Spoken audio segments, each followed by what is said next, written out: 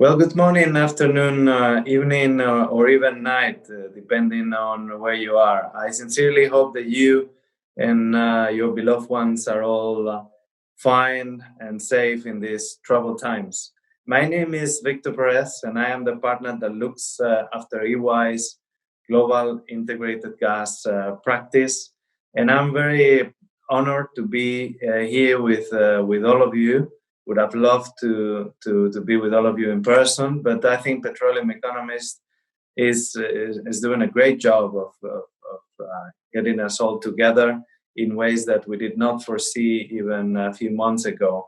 And I would also like to thank our partners, ExxonMobil, in these events, fantastic events that have already taken place in Asia Pacific, Europe, and today with all of you in the Americas.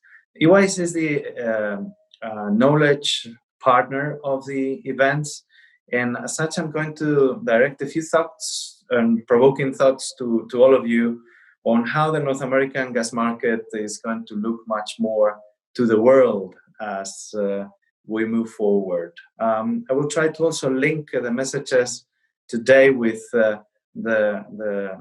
those in the Asia Pacific and in Europe series, as the global gas world is heavily interconnected, and especially through LNG.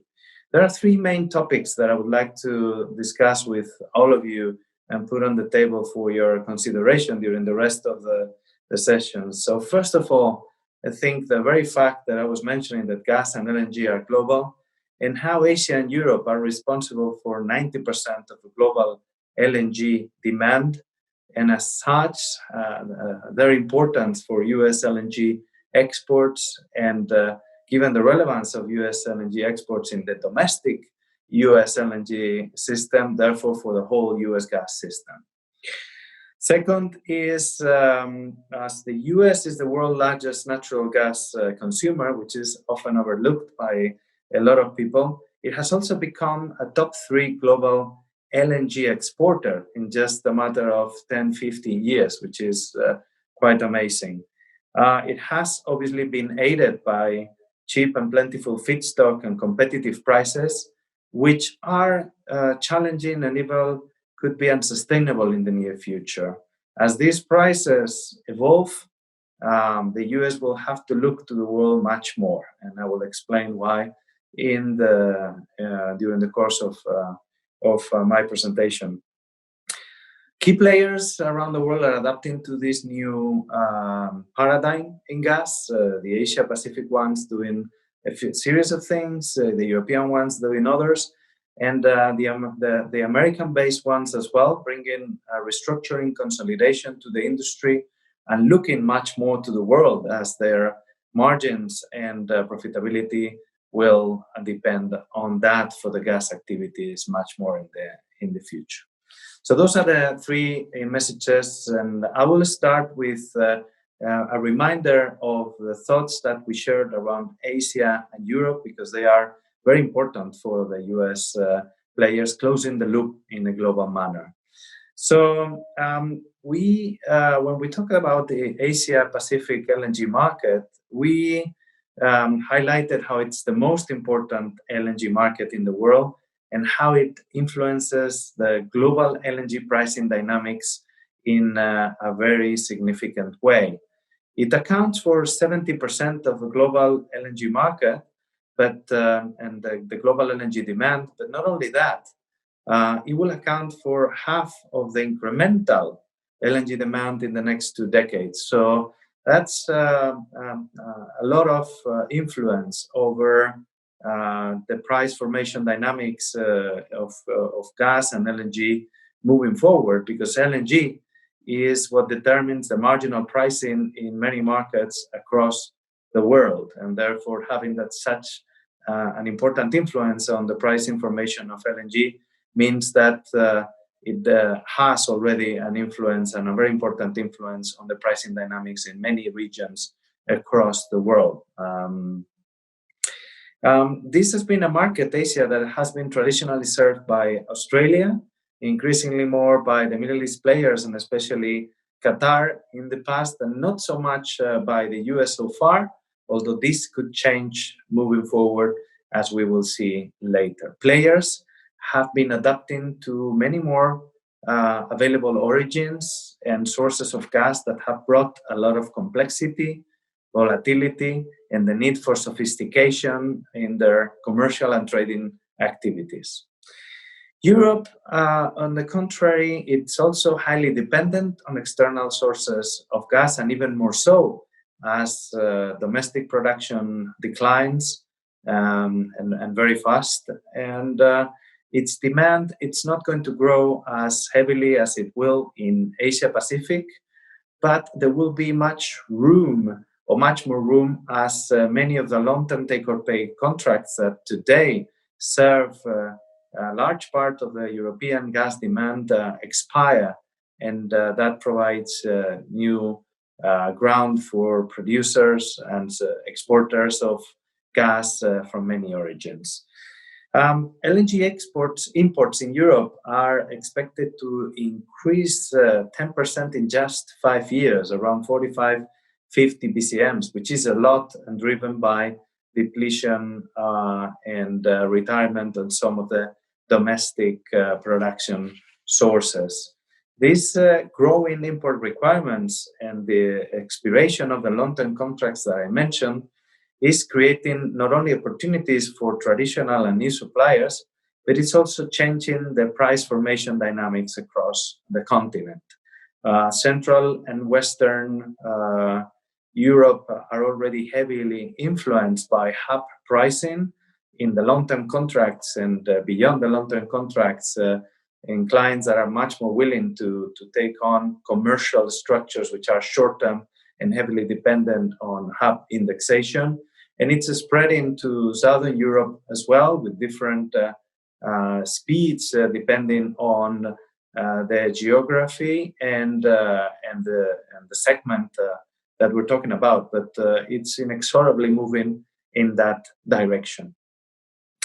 So this is as far as Asia and Europe in terms of the thoughts that we shared with all of you in the previous series. So why is all this important for the US? Because the North American gas market has to look to the world, and even more so under what are perhaps unsustainable domestic economics. So, well, first of all, first thought there is that oversupply has brought a very challenging domestic upstream situation. We know that the US is the world's largest gas consumer, with almost 700 BCM per year, and that the production has grown by 40% in the last decade, which is phenomenal. It has been aided by the low prices that the huge amounts of associated gas have brought across pricing hubs across the whole country, and this has resulted in significant demand uptick, not just from substitution from coal to gas, but residential as well, and further industrial uses such as petrochemicals, of course. It has perhaps reached unsustainable levels, however, and the US gas market is now struggling with significant oversupply, depressed prices, and low returns for upstream players, operators, and service companies that would need some restructuring given the unsustainability of the situation. That restructuring would certainly, or most likely, come in by the hands of the largest players, who would consolidate the industry as their own financials, and financial restructuring allows for that, creating perhaps more sustainable supply dynamics and pricing dynamics that would make their investments profitable and for the whole industry again. And that means an increase in prices in the next few years. So if we look now to the pricing dynamics for exports and price formation in the U.S. that affects this, the first thing is that in the United States, in 2017, it was the first year that it exported more gas than it imported. And those of us who have been long enough in the industry remember the times where we were helping some clients to sell gas into the US and building regasification plants 20 years ago, 15, 20 years ago. In the last 3 years, the US natural gas exports, net natural gas exports, have doubled every year. And this will not stop, at least for the next 10 years. The growth in capacity, both pipeline and LNG, to be able to export gas will continue to grow. And this has resulted in the US becoming the third largest LNG exporter in the world after Qatar and Australia, of course.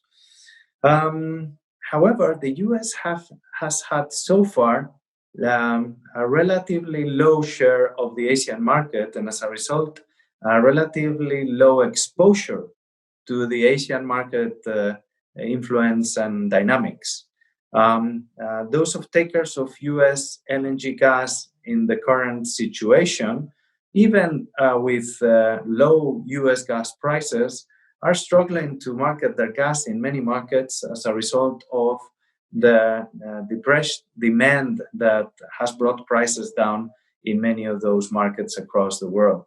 Now, as we have just mentioned and insisted in our conversation around Asia, Asian demand is the single most important driver of prices in the LNG industry in the next 10 years.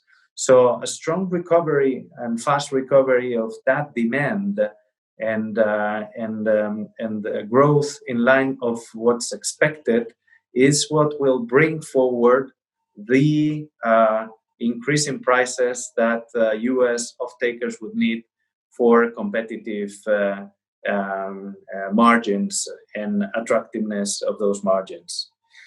The competitiveness of the U.S. in this new environment, the U.S. LNG gas in this new environment, will therefore hinge on two aspects. On the one hand side, the rationality and consolidation brought forward by the players domestically and their ability to stabilize prices that make financial sense for many of the players, and the equilibrium of these resulting prices when adding regasification and liquefaction tolls and other tariffs when put in the borders of the importing countries. And the second factor is demand. And that demand, which is going to concentrate in Asia in the foreseeable future, as well as Europe, but to a lesser extent, is going to make players in the US look much more to the world for their margins and the sustainability of the whole system, not just their LNG exports, but the ability to sustain prices at a healthy level also in the US. So if we go to what are the players doing, and if you remember, when we talk about Asia, given the